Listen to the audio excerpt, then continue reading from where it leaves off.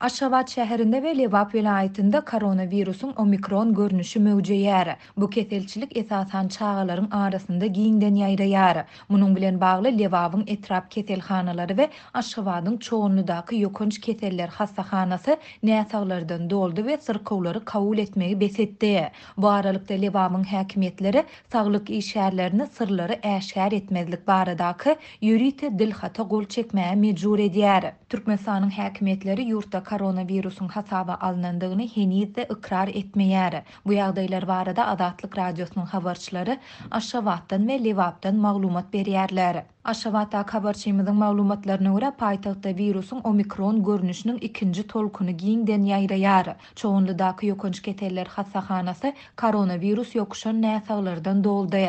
Häzirki wagtda esasan çağalar bu virus bilen keselleýärler. Olaryň beden temperaturalary aşa ýokurlanyp iç geçme sezewar bolýarlar diýip habarçymyz anonim şertde söhbetdeş bolan bir saglyk işgäriniň sözlerini titirledi. Lewapda habarçymyz virusun bu vilayetde de mewjudýandygyny, hususan da Türkmenabad şäherinde we Saýat hemde Farab etraplarynda ýiti respirator keselçiligi bilen keselleýän mektep okuwçylarynyň sanynyň gözgörteli köpelendigini aýdýar. Häzir Saýat we Farab etraplarynda hastahanalaryň çağalar we ýokunç keselliler bölümlerini ýeri ýok. Lukmanlar diňe viruslara garşy dermanlary ýazyp, näsal çağalary öýlerini uradýarlar. Diýip anonim şertde söhbetdeş bolan yerli saglyk işgäri 26-njy ýanwarda habarçymyza beren maglumatynda aýtdy. Onuň sözlerine görä keselçiligiň ýitileşen görnüşinden ejir çekýän çağalar intensiv bejerigi üçin niýetlenen enjamlar bilen üpçün edilen ýürite otoglara yerleşdirilýär. Faraun keselhanasynda bu enjamlar ýeterlik mukdarda bolman soň agyr syrkawlar ýürite ýollanma bilen vilayet hastahanasyna ýeberilýär. Diýip saglyk işgäri belledi. Şol bir wagtda habarçymyz bilen söhbetdeş bolan lukmanlaryň ençemesi özleriniň mektep okuwçylaryna koronavirus diagnozyny goýmak beýlede dursun. Hatda bu barada gürrüň etmäge de gorkýandygyny aýdýar. Virus bilen kesellen çağalaryň resmi namalarynda olaryň gripe ýolgandyklaryny görkezýäris diýip saglyk işgäri belledi. Lukmanlaryň sözlerine görä bu gorka we bu hili saglyk netijesiniň görkezilmegine häkimetleriň saglyk işgärlerini edýän soňky basyşlary sebäp bolýar. Häzir häkimetler saglyk işgärlerini sırlary äşgär etmezlik baradaky ýürite dilhata gol çekmäge mejbur edýär. Bu çäreleri 25-nji ýanwarda girişildi. Mundan öň bu hil dilhata diňe harbalar gol çekýärdiler. Bu çäre ýurtda koronavirusyň, hususan onuň omikron görnüşiniň ýaýraýan baradaky maglumatlaryň daşary ýurt habar teristelerini peýda bolmagynyň öňüne almak üçin edilýän tagarlarlaryň bir bölegi. Diýip saglyk işgäri aýtdy. Adatlyň Aşgabatyň we Lewapyň saglyk edaralaryna jaň edip türkmen resmiýetlerinden ýokunç keseliň ýaýramagy we oňa garşy alınıp barlayan görüş barada goşmaça maglumat almak synanşyklary häzirlikçe netije bermeýär. Habarçymyz bilen anonimlik şertinde söhbetdeş bolan Faraply we Saýatly bilim işgärleri keselçiligiň artýandygy sebäpli mekteplerde mart aýyna çenli diňjalş öňlan edilmeginiň ähtimaldygyny hem aýtdylar. Adatlyk bu barada Lewap vilayet we etrap bilim bölümlerinden goşmaça maglumat alyp bilmedi. Türkmen häkimetleri pandemiýanyň başyndan bäri ýurtda koronavirusun hasaba alınandygyny resmi taýdan ikrar etmeýär. Muňa garamadan 15-nji ýanwarda ýurtda ýene bir gulplama giridildi. Badarlar, söwda merkezleri, hyzmat ediş kärhanalary, diňjalş we güýmenje deshalary ýapyldy. Şeýlede ýurt içindäki uçuşlar çäklendirilip, ýollara gözegçilik güýçlendirildi. Munyň bilen bir wagtda ýurtda ilata sanjym etmek işleri güýçli depkinde dowam edýär. Türkmenistanda omikron hadisalarynyň mewjudmeginiň arasynda ýurduň esasy karantin zorluklary hem ýerleşýän Lewap vilayeti karantina ýapyldy. Bu warda yerli häkimetler Türkmenistanyň beýleki kunjuklaryndan ýurdun Gündoğur vilayetine aşmak dileýän raýatlara habar berýärler. Daşozdun Lewap'a gitmek üçin sorulýan COVID-19 kepilnamasyny almagy baranymda olar ilki ýörite düzülen topordan diýişli resmi nama almalydygymy, diňe şondan soňra barlygdan geçip biljekdigimi aýtdylar.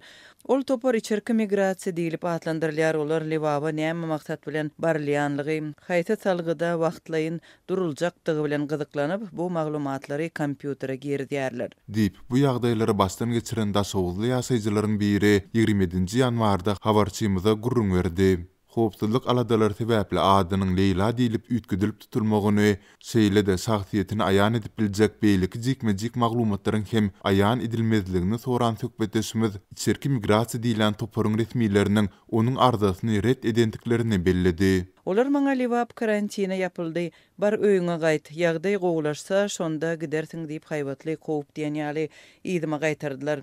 İki çak söhbetdeşlikde resmiýetlerin biri häzir lewaba diňe iş zerurlygy ýa-da ýakyn hossarlaryň biriniň ýogulan halatynda gitmäge ruhsat berilýändigini aýtdy.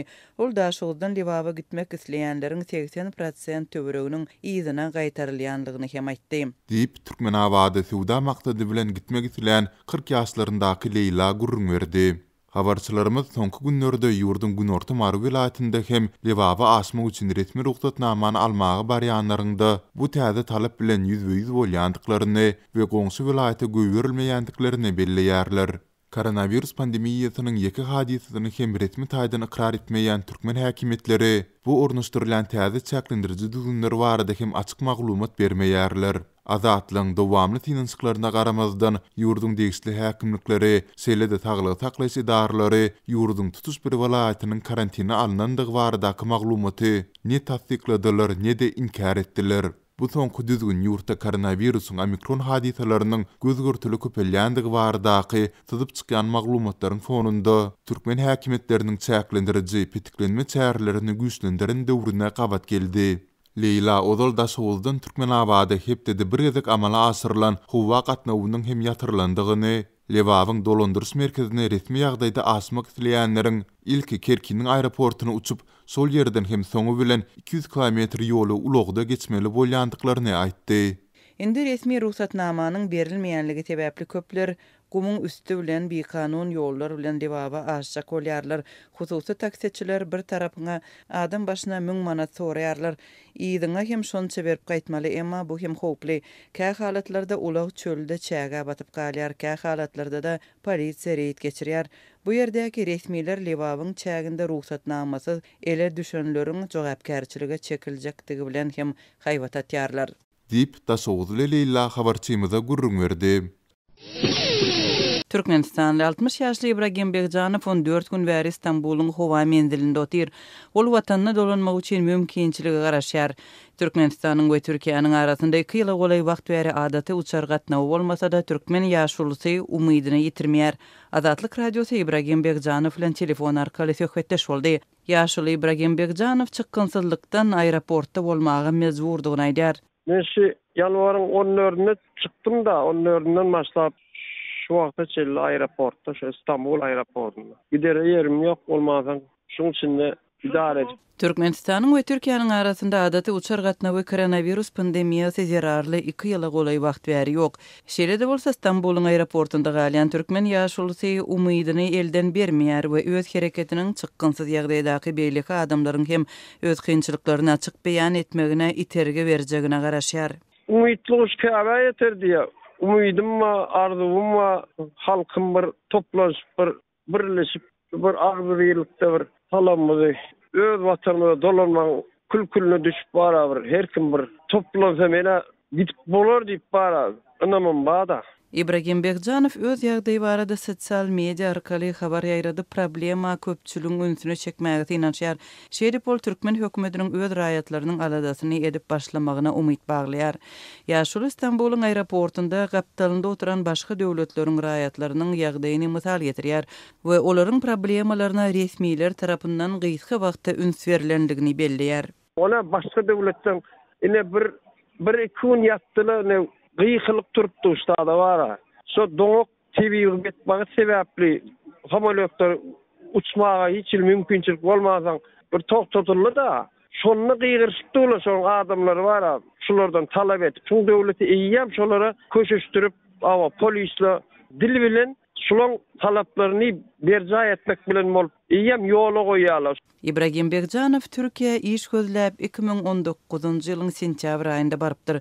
Ol indi agyr işte işlemäge saglyk mümkinçiliginiň ýokdugyny görüň berdi.